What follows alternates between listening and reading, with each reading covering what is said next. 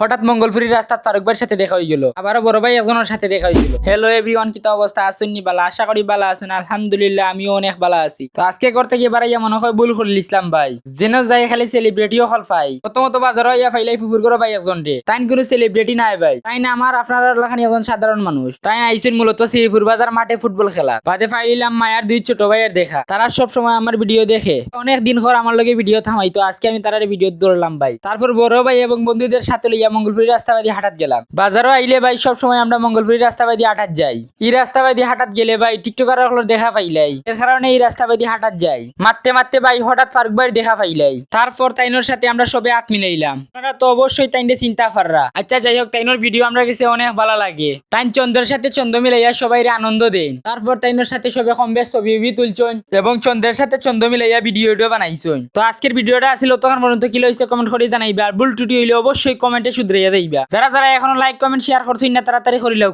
সবাই ভালো থাকেন, সুস্থ থাকেন। আসসালামু আলাইকুম।